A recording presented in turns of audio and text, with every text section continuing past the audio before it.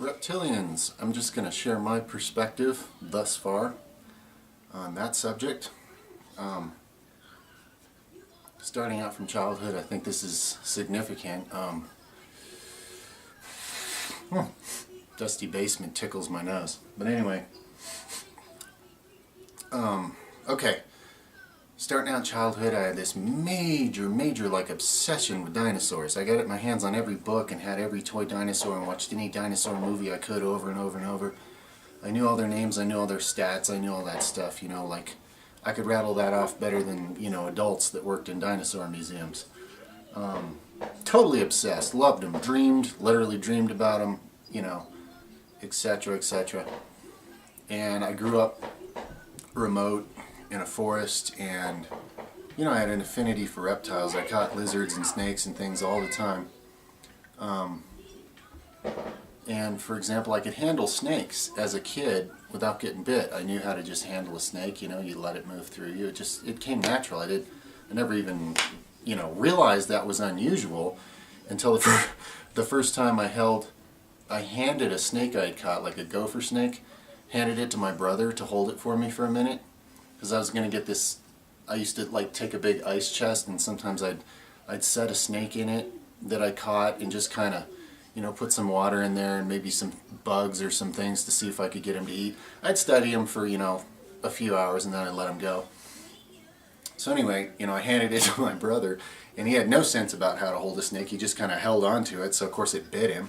And then my mom freaked out. It was this big scene, you know. But after that I realized, oh wait, you know, I can't just hand snakes to other people. Other people don't know how to handle snakes necessarily, you know.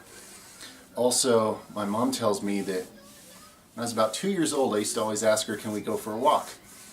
And she would take me on walks. And one time we were out on a walk, and she said a huge rattlesnake, like the biggest one she'd ever seen around there, you know, 6 to 8 feet long and really fat, thick, came out and started following me.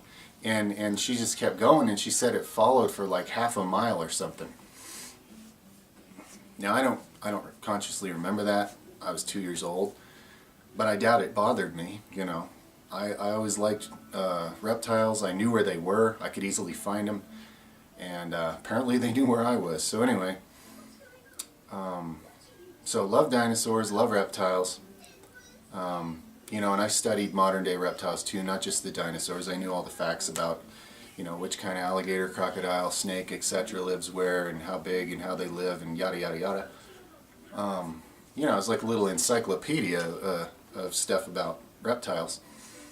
And I went through that reptile stage before I got into my mammal stage, where I learned all kinds of things about mammals, and specifically lions, and, you know, look at my lion people video, because what I'm getting at here is, out of all the, like, this galactic awareness thing that's happening to some of us, out of all the known common, like,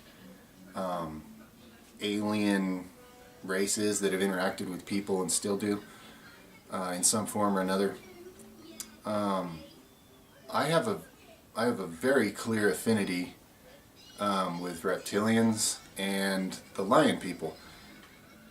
And I've had a few run-ins with the mantid type guys, but I think because they startled me, maybe they've backed off and they're trying not to overwhelm me or whatever.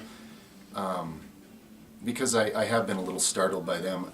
I feel totally comfortable around lion beings like they're family. I've always seen it in myself somehow. I felt like, you know, why am I not a lion instead of a human? It doesn't even make sense to me. So when I met them, it was like, oh, hey, yeah, of course, here you are. And I see them. I see that DNA, or whatever you want to call it, in other people. Sometimes clear as day, it just pops out at me. I recognize them. But the reptile stuff, okay, like I was saying, when I was young, I went through this whole reptile stage where I just studied them and had all this hands-on experience with them. So I also collected crystals instinctively when I was young. A lot of things I did instinctively when I was a child, I lost somewhere along the way, you know. Life sort of, you know, distracted me, made me lose it, kind of beat it out of me through a variety of means. Anyway, in these recent years, starting about 2010, with this amazing OCD synchronicity thing, got my attention and started waking me up. Or maybe I myself was waking myself up, or however that works, but you know, a few years later, maybe 2012, I don't remember when, all of a sudden all these synchronicities that I had been following, that had been leading me on a clear day-to-day trail, clear as could be, led me to the whole reptilian thing that I wasn't even aware of till then. I didn't know that a bunch of people in this world believed that, there's reptilian aliens interacting, and and I came upon all this horrifying sci-fi belief system would make really good sci-fi, but it's kind of like a religion, really. It's got everybody scared shitless and all this, and I wondered why my guides were showing me this. I was like, are you guys telling me this is real, and like, I should beware, or am I supposed to fight the reptilians, or what it is? But none of that really added up the more I studied it. And where I'm at now, my overall consciousness with it, which is a mixture of heart and mind, and probably mostly heart, because your mind can only do so much with these things. But my basic feeling is they were just showing me that to make me aware, so that I would get to where I am now, which is I recognize a lot of reptilian DNA and traits inside of me. Thankfully, I have a lot of other stuff too, but it's there and it's very real. And the thing is, even when I was a child, I didn't have that fear of reptiles that a lot of people have. And somehow that's related to these wild, terrifying theories about reptilians ruling the world or whatever.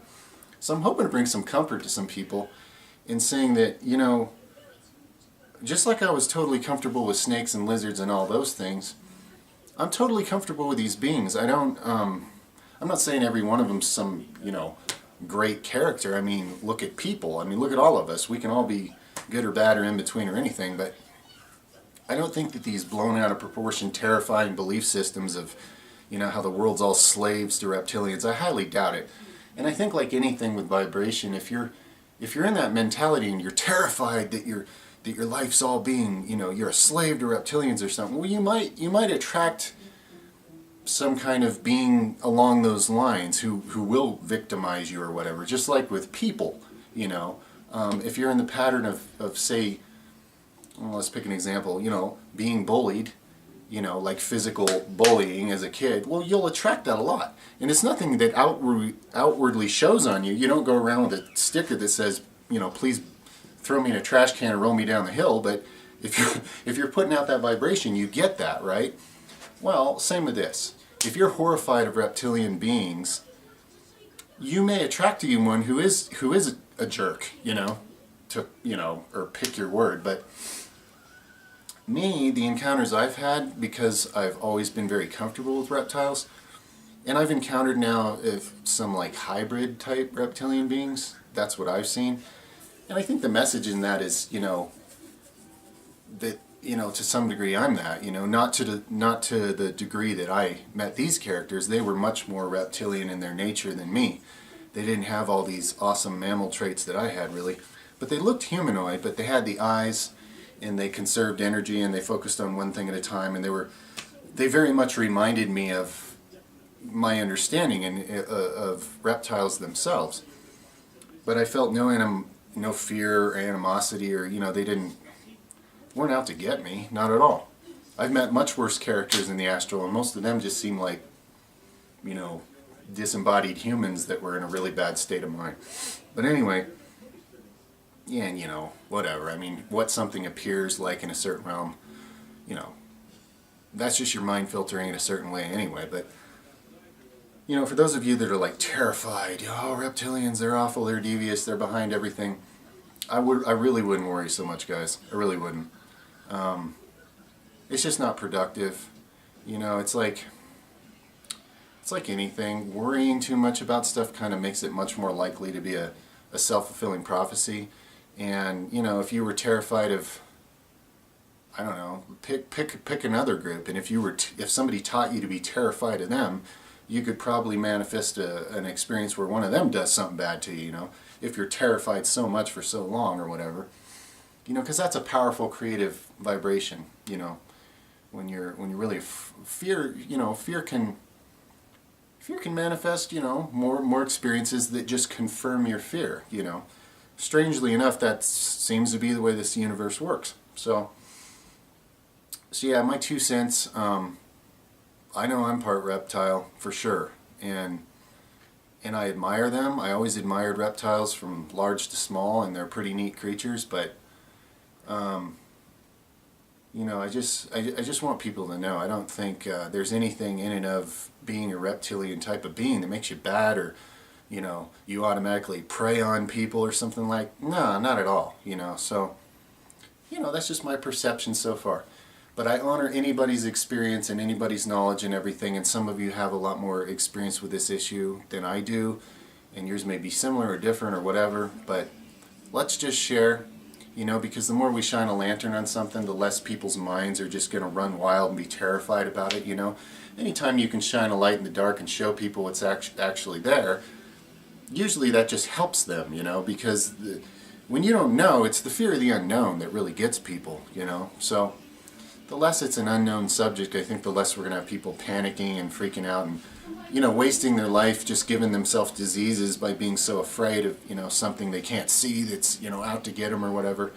You know, that harkens back to all these patriarchal religious belief systems that, you know, a while ago it was demons with pitchforks and that's what everybody's terrified of, you know, or whatever, and now it's invisible lizard men, or, you know, it's projection and fear, and you know, a lot of it's just lies and fear that somebody's, you know, playing on you with, or maybe you're playing yourself with it. You know, if we're all growing up and accepting more responsibility for the kind of experience we're having, you know, as much as it baffles my mind some of the shit I've done to myself, but I'm accepting more and more, you know, the creative license that we're operating with, whether we know it or not. So